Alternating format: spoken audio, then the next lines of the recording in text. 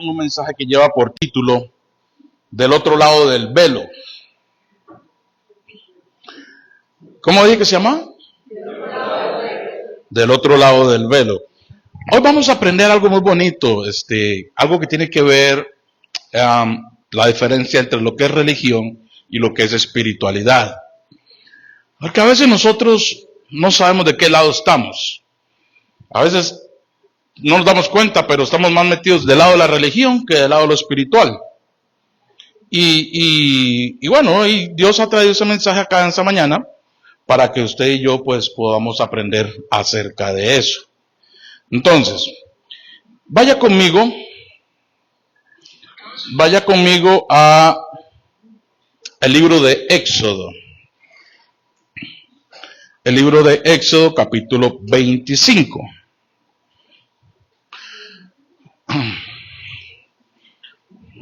Y le voy a dar unas reseñas acerca de ese capítulo solamente. Y al final vamos a leer un versículo solamente. Éxodo capítulo 25. En ese momento de la vida de Moisés, él se encuentra en el monte, se encuentra en el Sinaí, recibiendo el diseño de lo que iba a ser el tabernáculo de reunión. En ese capítulo 25, Dios le da punto por punto a Moisés todos los detalles, todas las instrucciones de cómo Dios quería que se hiciera el tabernáculo. Le da los detalles de una forma tan específica y muy puntual para que Moisés no se equivoque. Le habla de los materiales que iban a componer cada elemento de las cortinas, le habla del arca, le habla de lo que iba dentro del arca, le habla de las bases, de las columnas, de los altares, del atrio, le habla de todo. O sea, Dios no dejó nada por fuera.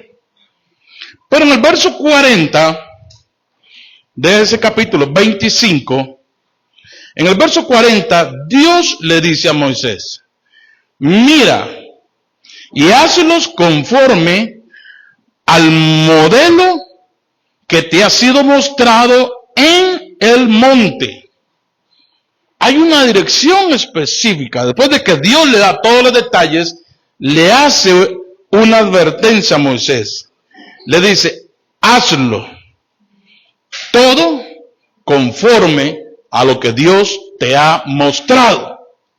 Dígale a la persona que tiene a su lado: haga todas las cosas, pero dígaselo en serio, haga todas las cosas conforme al modelo que Dios a usted le mostró. No a la manera que le dé la gana,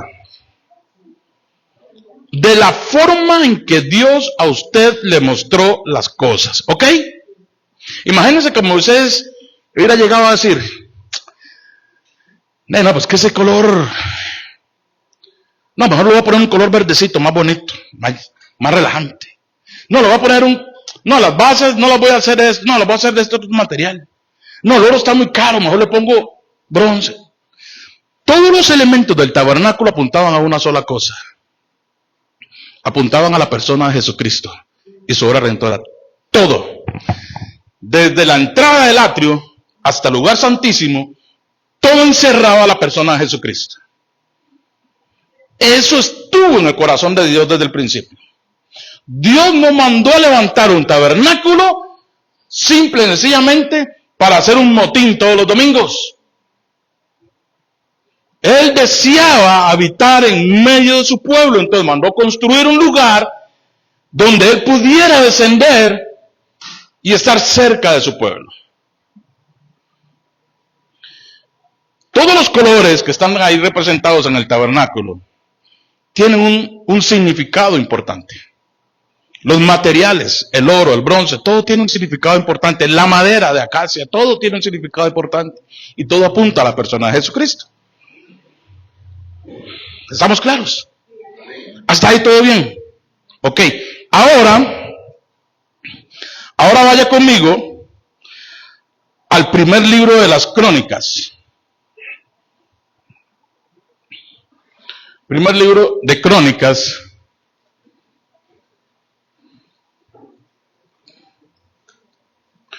Primer libro de Crónicas, capítulo 15. Vamos a ver un contraste tremendo, tremendo. Primer libro de Crónicas, capítulo 15, ¿ya lo tienen? Ok. Verso 1. Primer libro de Crónicas, verso 15, verso 1 dice: hizo David también casas para sí en la ciudad de David, y arregló un lugar para el arca de Dios, y le levantó ¿una qué? Tienda. Y le levantó una tienda. Ya no era el tabernáculo que tenía Moisés. En algunas versiones dice que David lo que hizo fue una choza, o sea, puso 4 estacas, una lona alrededor y ahí puso el arca. David no subió al monte. Él llegó y dijo, el arca va a estar aquí. Hizo una choza, una tienda, y ahí la puso. ¿Qué David más irreverente? ¿Por qué? Ahora vaya conmigo al libro de Amós, al profeta Amós. Profeta Amós, capítulo 9, versos. Profeta Amós, capítulo 9. Amós 9. Amós 9.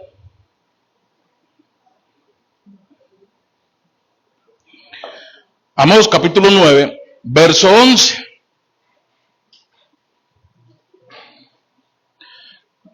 Amós capítulo 9, verso 11 dice lo siguiente: en aquel día yo levantaré el tabernáculo caído de Moisés. ¿De quién? De David. Wow. Y cerraré sus portillos y levantaré sus ruinas y lo edificaré como en el tiempo pasado, para que aquellos sobre los cuales es invocado mi nombre posean el resto de Edom, y a todas las naciones, dice Jehová, que hace esto. Qué extraño. ¿Por qué si Dios le mostró a Moisés el tabernáculo punto por punto, cortina por cortina, base por base, y todavía le dice, hazlo como te fue mostrado? David simplemente llega, agarra 4 lonas, hace una choza, pone el arca en medio, y Dios dice, voy a restaurar el tabernáculo de David, y no el de Moisés. ¿Por qué si él le dio el diseño a Moisés? ¿Se equivocó Moisés? Seguro Moisés dijo, no, yo no lo voy a pintar de morado, yo soy manudo. ¿Se da cuenta? Por eso es que hay que hacer las cosas conforme a lo que Dios dice. Escúcheme. Escúcheme con atención. El deseo del corazón de Dios es alcanzar a los perdidos. No hay otro. Jesús dijo, yo no he venido para que el mundo se pierda. Yo he venido a rescatar a lo que está perdido. Ahora, ¿cuál es la diferencia del tabernáculo de Moisés al tabernáculo de David? Se resume en una palabra: adoración. Israel convirtió el tabernáculo de reunión en un objeto de adoración. Y se le olvidó que ese tabernáculo era para encontrarse con su Dios. Y lo llenó de ritos. Y ya no importaba quién ofrecía sacrificios. Lo que importaba era que se hicieran los sacrificios. Entonces Israel corrompió algo que para Dios era santo. Israel convirtió del tabernáculo de reunión, lo convirtió en una religión. Y hasta el día de hoy Están esperando construir el tercer templo. Porque para ellos es más importante el templo. ¿Qué le dijo Jesús a la samaritana, Juan capítulo 4? Llegará el día en que no se adorará ni en este monte ni en aquel. Porque los verdaderos adoradores, en espíritu y en verdad, es necesario que le adoren. Y a tales adoradores Dios busca. Esa es la diferencia entre la religión y la espiritualidad. La iglesia de Cristo está llena de religión, llena de ritos, llena de tradiciones, llena de costumbres. Están viviendo en el tabernáculo de Moisés. No importa quién se suba, lo importante es que se haga. Si no, pregúntele a OVNI y Fines, que presentaron fuego extraño, fuego que Dios nunca mandó. Y dice la palabra de Dios que cuando el pueblo llegaba a entregar sus sacrificios, ellos escogían para ellos lo más gordo. Porque para ellos ya no importaba el tabernáculo. Era simplemente la rutina. Eso es religión. Esa es la religiosidad en la cual la iglesia está viviendo. Ahora, le tengo una muy buena noticia. ¿A cuánto le gustan las buenas noticias? Mano, pero si no, le voy a pedir plata. ¿Cuánto le gustan las buenas noticias? Dios está trayendo un despertar a este ministerio. Y será para aquellos que lo entiendan en el espíritu. Los que lo resistan, yo no tengo problema con ellos. Pero Dios está trayendo un despertar a este ministerio. ¿Porque somos nosotros? No. Porque es lo que Dios trae para la iglesia de Cristo en los últimos tiempos. Y de aquí en adelante usted no puede esperar menos. De aquí en adelante usted no puede esperar menos. Si el otro domingo yo lo vengo aquí con que Pinocho, ay, pobre Pinocho, usted me puede llamar y decirme, bueno, pastor, ¿qué es el asunto? Lo notamos muy espiritual, pero ¿hoy qué? Se le perdió la brújula. ¿Qué son esos sermones que está sacando? Ahí es donde usted tiene que estar atento. ¿Cuál es el pan que se le está sirviendo? Cuando usted va al supermercado a comprar una comida que está empacada, ¿qué es lo primero que revisa? Por supuesto. Ni tonto que fuera. La fecha de vencimiento. Está vencido, no lo llevó. ¿Por qué lo voy a hallar? Está vencido. Pues igual es en lo espiritual. Cuando usted viene a la casa de Dios, cuando usted viene a este recinto, lo primero que tiene que revisar es que el pan que le estoy dando no esté vencido. Eso es espiritualidad. Al religioso, qué buen mensaje, pastor. Wow.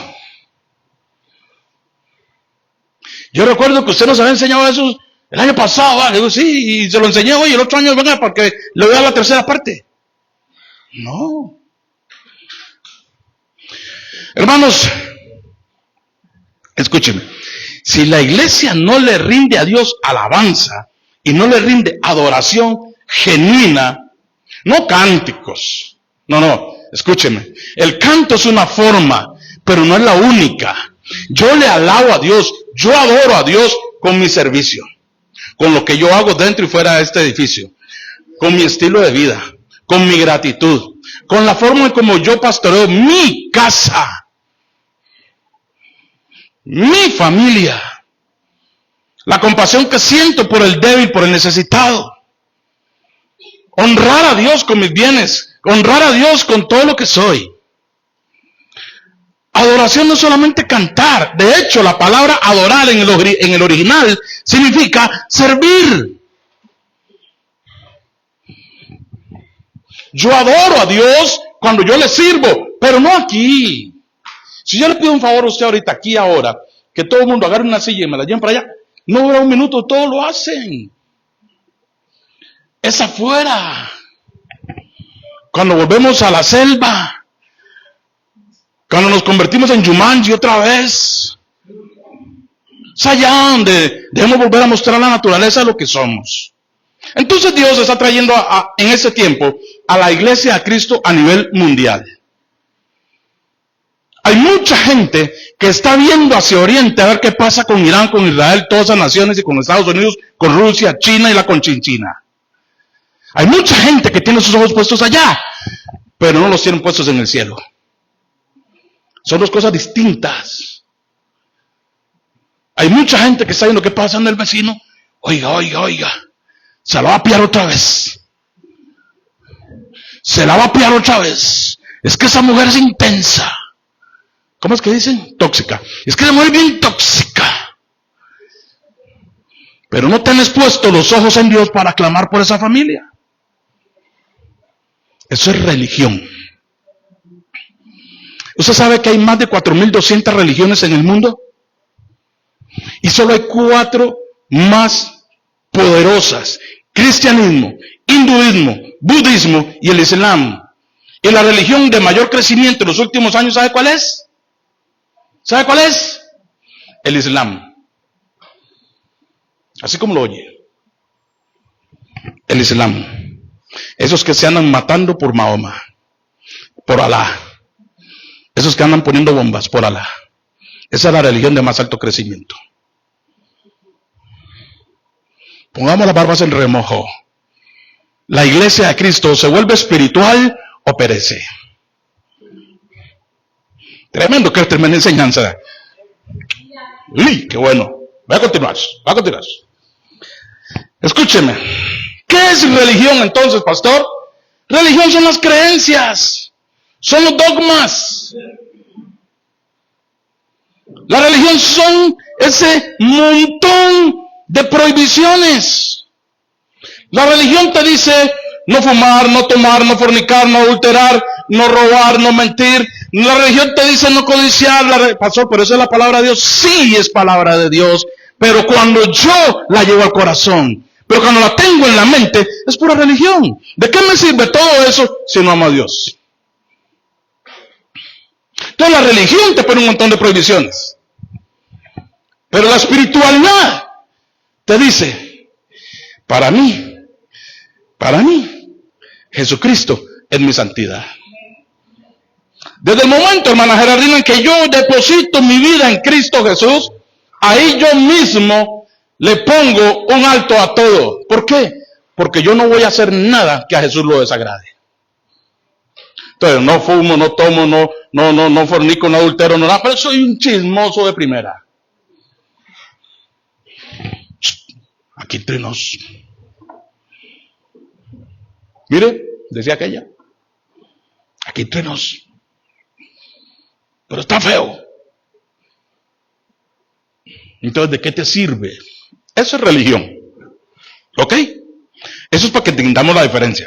Ahora, gracias a Dios aquí no hay ninguno de esos, ¿verdad? ¿Cuántos dicen amén?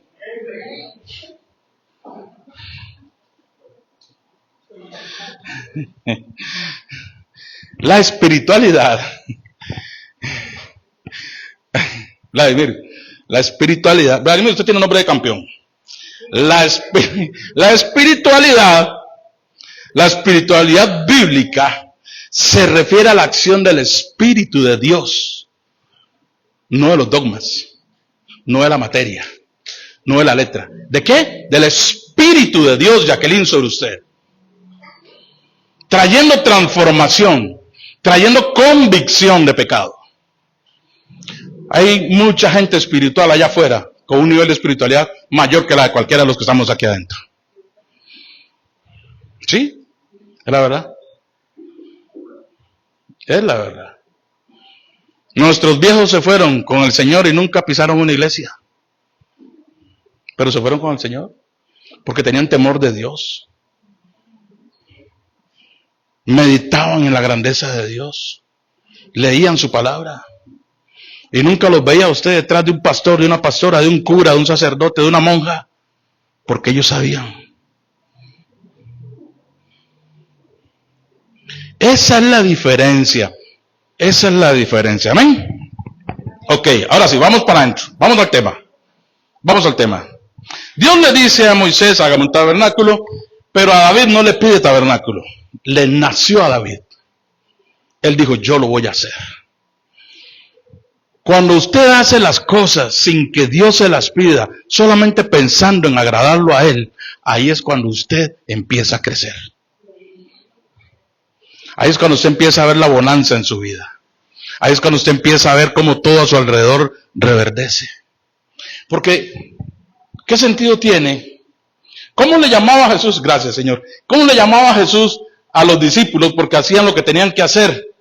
Ni siquiera estaban en la categoría de obedientes. ¿Sabe cómo le llamaba? Inútiles. Siervos inútiles, les dijo. Porque lo que tenían que hacer, eso hicieron. Wow. Vaya yo que le diga a usted inútil. Vaya que yo le diga a usted inútil. Si por predicarle la forma que le estoy predicando, muchos ya ni me quieren ver. Ahora que le diga inútil. Pues así le llamó Jesús a sus discípulos. Están únicamente por lo que se les pide que hagan, se acabó. Son inútiles.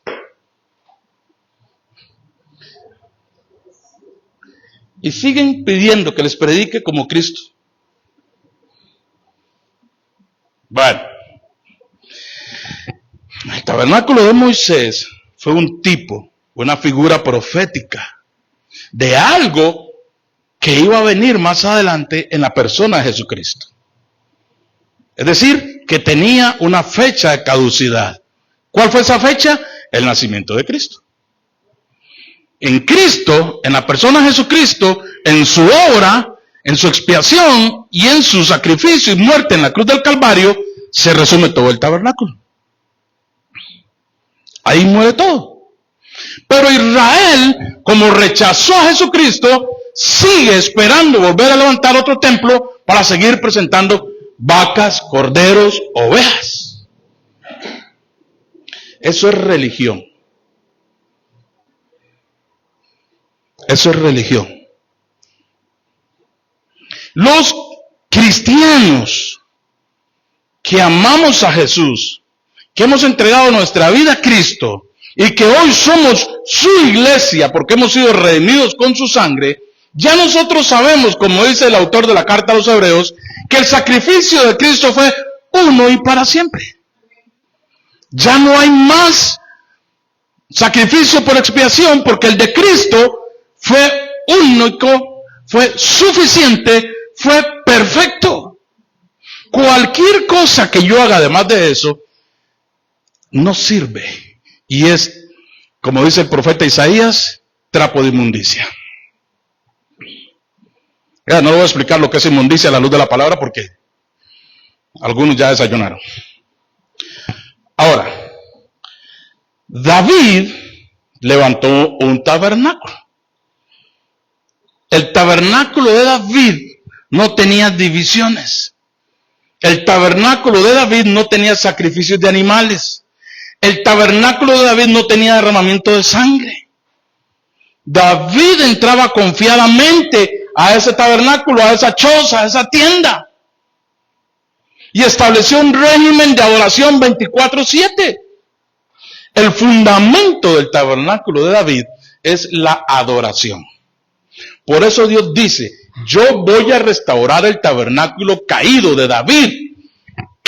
Si yo leo entre líneas, lo que Dios me está diciendo a mí es que la adoración ha caído. Y Él viene a restaurar esa adoración. Cuando nosotros tenemos un mover lindo del Espíritu Santo en casa, una unción poderosa como hemos teniendo estos servicios atrás, eso es un destello. El trabajo es mantenerlo.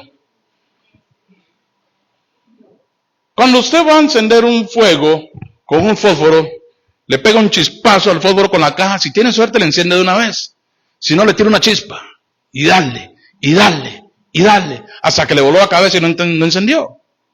De la misma forma, habemos muchos que Dios es de darle, y darle, y darle, y darle, y nunca vamos a encender, porque estamos mojados.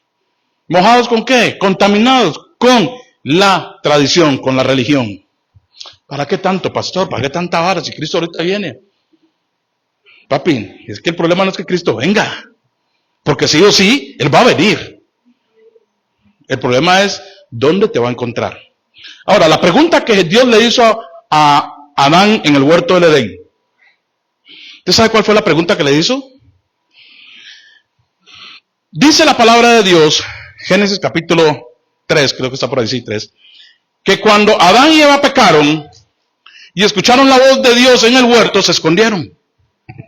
Entonces empezó Dios a llamar a Adán y le dijo, Adán, ¿dónde estás? Esa pregunta es la que Dios va a hacer en el día postrero, a la final trompeta. Cuando Dios te diga, Víctor, ¿dónde estás?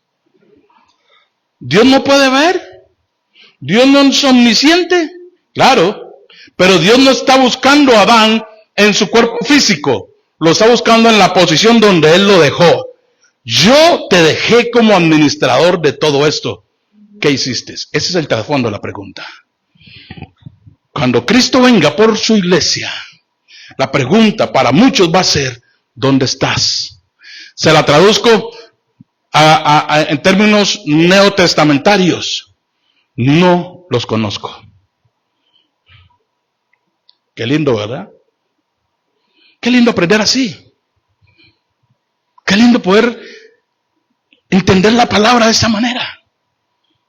Para podernos corregir, cambiar lo que tengamos que cambiar, gozar la vida. Porque a paz nos llamó el Señor. Pero cuando nosotros andamos a medias tintas ahí, la tengo, no la tengo, ni paz tenemos. Uy, por allá no paso porque por ahí vive el pastor. Por allá no paso porque allá vive el diácono. Por allá no paso porque allá vive la hermana que hay ahí. Ese es fuego que lo ve a uno y solo fuego desciende del cielo. Entonces no tenemos paz, ni con Dios ni con los hermanos. El tabernáculo de David, diga conmigo, el tabernáculo de David es un ejemplo de liberación y libertad espiritual. Eso es lo que quiere Dios restaurar en nuestra vida. Mientras el de Moisés, el pueblo lo convirtió en un régimen esclavizante de ritos, de dogmas, de tradiciones, el de David, dice, es un ejemplo de liberación y libertad espiritual. Tenga paz, hermano. A libertad nos ha traído el Señor. Si el Hijo de Dios lo libertare, ¿seréis verdaderamente? Usted se lo sabe. Más ese sermón se lo sabe usted mejor que yo. Hebreos 4:16. ¿Qué es lo que nos enseña David cuando él hizo esa choza? ¿Qué es lo que nos enseña David? Según Hebreos 4:16, acercarnos confiadamente ante el trono de la gracia. David entraba confiado a su trono, al trono, a la choza esa, donde adoraba a Dios delante del arca. Mientras en el tabernáculo de Moisés, solo el sumo sacerdote entraba una vez al año al lugar santísimo donde estaba el arca, David tenía la libertad de entrar todos los días, a la hora que fuera. Eso es la restauración de la adoración en Cristo Jesús. Hermano, usted en su casa, con su familia, usted tiene la libertad de adorar, la libertad de alabar, la libertad de entrar en su cuarto y ahí solito, solita, con música, sin música, como usted quiera, hablar con Dios, meterse ahí y tener la confianza de que Dios está ahí, que Dios te va a escuchar, que Dios te va a responder. Hebreos 4:16, acerquémonos pues confiadamente ante el trono de la gracia. David nos enseña eso, en esa choza, en esa tienda, en esas 4 estacas con una lona alrededor. Él entraba confiadamente. ¿Qué es confiadamente? Confiadamente. Tranquilo, seguro, reposado. Nadie te persigue. No hay cosa más triste que jugar escondido y que nadie lo busque, ¿verdad? David nos enseña eso. En el tabernáculo de David, nadie te persigue. Nadie te acusa. Eres libre. Entra. Ahí está el trono de la gracia, entra. Ahí está tu padre al frente, entra. En el viejo sistema, no, usted no puede entrar. Primero porque usted no es del linaje arónico. Y solo del linaje arónico puede entrar al lugar santísimo. Hermanos, ¿qué sería de nosotros si todavía nos rigiéramos por ese sistema? Andaría yo pidiendo muestras de sangre aquí a ver cuál es el ADN. Usted lo veo con barba cerrada. ¿Usted es del linaje de Aarón o el linaje de quién es usted? No, no soy de Aarón. Usted no puede entrar entonces. ¿Usted sabe? ¿Qué sería de nosotros? Y yo, que soy lampiño, a mí me crece un pelo en el pecho y tengo que hacerle un monumento, una placa, porque no sé cuánto irá a durar.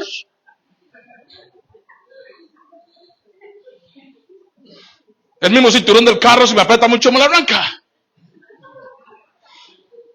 ¿Qué sería de nosotros si nos dejáramos guiar por esos ritos impuestos en aquel momento? Ahora, nunca fue la voluntad de Dios que eso fuera así. Nunca. El hombre lo hizo así.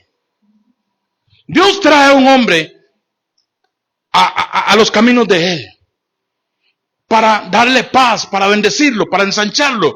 Pero lo que el hombre haga aquí dentro nunca está en el control de Dios, es en el control del hombre lo que él decide hacer.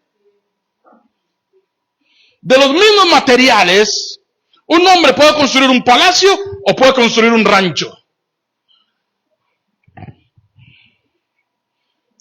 Es usted, soy yo. Entonces, David nos enseña esto. Mira, la adoración del tabernáculo de David implicaba una libertad sin precedentes. Sin precedentes. De feria el tabernáculo de reunión estaba rodeado por cortinas a los lados. El pueblo no podía entrar. Los gentiles no podían entrar. Había un lugar que le llamaban el atrio de los gentiles. Cristo vino a romper todo eso. Pero en el tabernáculo de David, nosotros tenemos una libertad sin precedentes, eliminando los velos que separaban al pueblo de la presencia de Dios. Hágase esta pregunta hoy, llévesela para su casa. Y los que están apuntando, apúntenlo. ¿Cuál es el velo que me impide entrar en la presencia? Y aquí entra el tema. Hay dos tipos de iglesias. Hay una iglesia que danza fuera del velo y otra que está dentro del velo. La iglesia que danza fuera del velo es la iglesia que está adormecida, está como, y Pablo lo enseña muy bien. Los encantadores, ¿han visto ustedes los reportajes de los encantadores cuando dominan la cobra?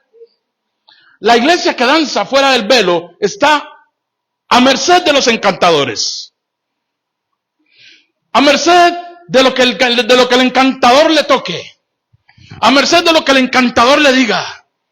A merced de lo que el encantador le enseñe. Porque ella está fuera del velo. Ella no sabe lo que está pasando dentro. Y hoy hay mucha iglesia así. Vienen al culto. Les ponen una música y se desquebrajan todo. Pastor, me dijo una hermana un día. Parecía una gelatina. Es que a mí me gustan las moviditas. Hermana, casi le digo, hermana, usted yo creo que se equivocó del recinto. Salsa 54, Sadidas y eso está por ahí otro lado. Eso es una iglesia. Eso es un templo. Aquí venimos a rendir tributos de alabanza y oración, sacrificios de alabanza y oración. Presentar vuestros cuerpos como sacrificio único y agradable delante de Dios. Y si usted quiere que la complazca con una canción, pues llame a las emisoras y pida una canción. Si quiere le doy el horario. Hay emisoras que tienen un horario específico para que usted solo complacencias. Pero esa es la iglesia que danza al otro lado del velo. La iglesia que, ay, es que qué bonito, pastor, ¿por qué no levanta un grupo aquí con mantos y panderos? ¿Y para qué? Le voy a hacer una pregunta, ¿cuántos años vamos a cumplir?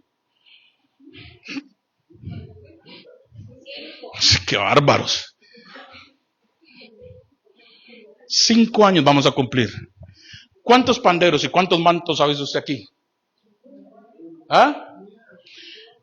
¿Ha faltado Dios por eso? ¿Ha dejado Dios de visitarnos por eso? ¿Ha dejado de hablarnos Dios por eso? ¿No han habido milagros por esa situación? ¿Hemos visto milagros de Dios, sí o no?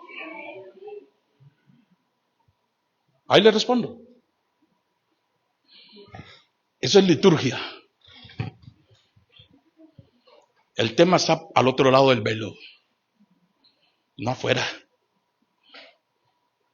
Cuestionados, perseguidos, señalados, ajusticiados, denigrados, pero aquí estamos. Aquí estamos dándole la gloria a Dios, gozándonos, y Dios trayendo gente a la casa. Aquí tenemos unas hermanas que vienen desde Heredia. Pastor, yo vivo en Villa, ¿a qué horas pasa la micro? No hay micro hoy. ¡Ay!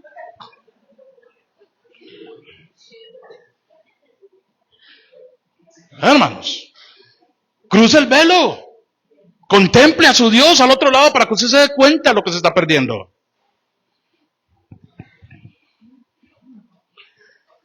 El otro sábado hay reunión de varones. ¿A qué horas? A las 6:30. ¡Ay, la final de la Copa Oro! Salga de ese ritmo. Hay dos tipos de iglesias. La iglesia que danza fuera del velo y la que está dentro. La iglesia que danza, que está fuera del velo, como le dije, danza al ritmo de la música que le pone la religión que profesa.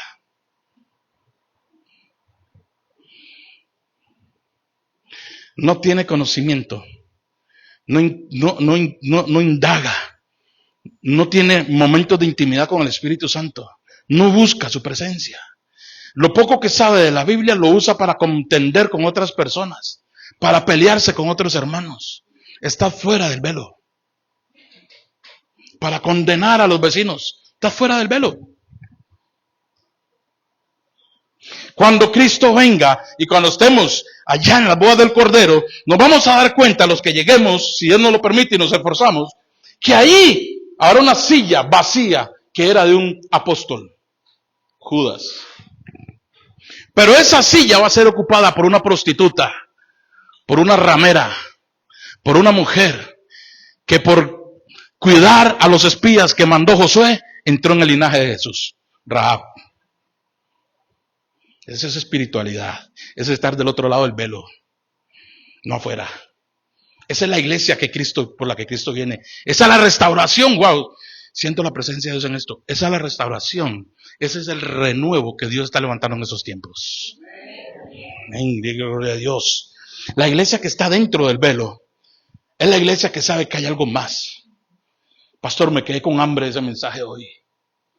Pastor, suéltela, porque tengo hambre. Esa es la iglesia que está dentro del velo, que sabe que hay algo más. Tengo 40 años de estar en el evangelio, pero esto no lo he visto. Tengo 50 años de estar en el evangelio, pero esto no lo había escuchado. Quiero eso, quiero más. Dejémonos de los encantadores. La iglesia que está dentro del velo, Marlon, no se queda en la explicación. Ella trasciende a la experiencia. ¿Cómo dije? No se queda con ese mensaje. La iglesia que está al otro lado del velo, yo voy a entrar. Voy para la casa ahora en la tarde. Vamos a ver si es cierto lo que el pastor dice. Y se encierra. Enciérrese. Es más, les di una tarea al discipulado de intercesión para ese miércoles, ¿verdad?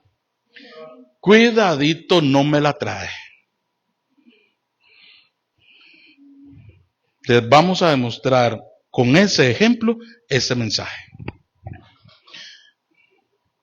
Ella, la iglesia que está dentro del velo, del otro lado, Melissa, esa es la iglesia que siempre lleva un aceite de reserva. Lleva aceite en su lámpara y lleva de reserva por aquello que aquel se la acabe. Esa no se queda a medio camino botada.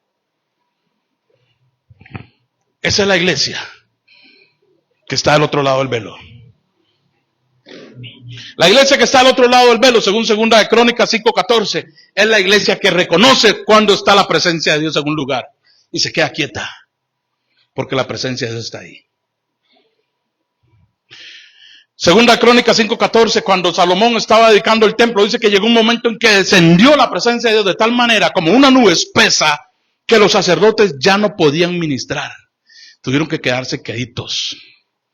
Isaías capítulo 6 dice que el año que murió el rey Usías, vi yo la gloria del Señor, vi yo al Señor sentado en su trono y las faldas de su gloria llenaban el templo. Y dijo, ay de mí, porque siendo hombre pecador de labios inmundos, mis ojos han visto al Señor. Esa es la iglesia que está del otro lado del velo, la que reconoce cuando está la presencia de Dios en un lugar y tiene reverencia. Qué rico, ¿ah? Yo quiero eso.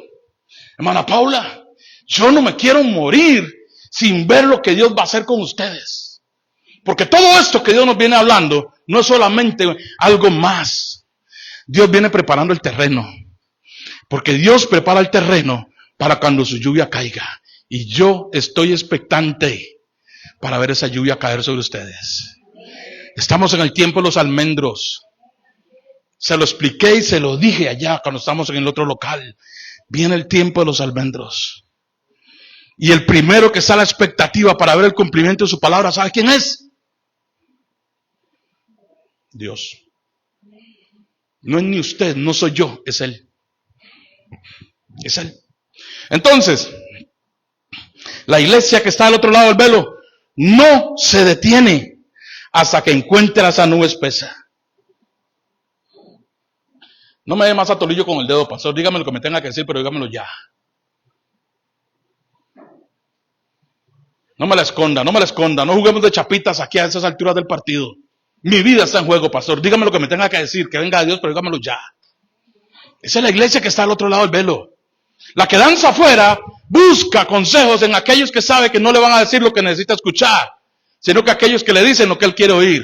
Esos son los que llegan donde el hermanito le dicen, tranquilo papá, te va bien. Está bien, tranquilo. Orémosle a Dios y Él le va a ayudar, yo sé que sí. Algún día, sí, claro. Algún día. Y mientras tanto, ¿qué? La iglesia que está dentro del velo, del otro lado del velo, es la que le dice a Jesús, no, Señor, ¿santo qué? ¿Santo qué? Porque aún los perros comen de las migajas que caen de la mesa de los hijos. Y no me importa que me llames perra, pero necesito el pan para mis hijos. Esa es la iglesia del otro lado del velo. La que danza afuera está haciendo muralla, barrera, para que nadie entre. ¿Ustedes de los que hacen barrera o los que entran? No sea rápido, medítelo. ¿Ok? La iglesia, termino con esto. La iglesia que está del otro lado del velo es la iglesia que adora según se adora en el cielo. Es la iglesia que adora según se adora en el cielo. No es la iglesia que sus cantos de adoración son más un lamento que una exaltación al Rey de Reyes. La iglesia que adora de verdad es como dice Isaías capítulo 6, verso 13, dice, y el uno al otro daban voces diciendo, Santo, Santo, Santo, Jehová de los ejércitos. Toda la tierra está llena de su gloria. Dígalo conmigo otra vez. Santo, Santo, Santo, Jehová de los ejércitos. Toda la tierra está llena de su gloria. Ahora dígalo convencido, con sus ojos cerrados. Diga conmigo, Santo, Santo, Santo, Jehová de los ejércitos. Toda la tierra está llena de su gloria. Amén. Aleluya. Santo. Gloria a Dios. Póngase de pie, por favor. Póngase de pie.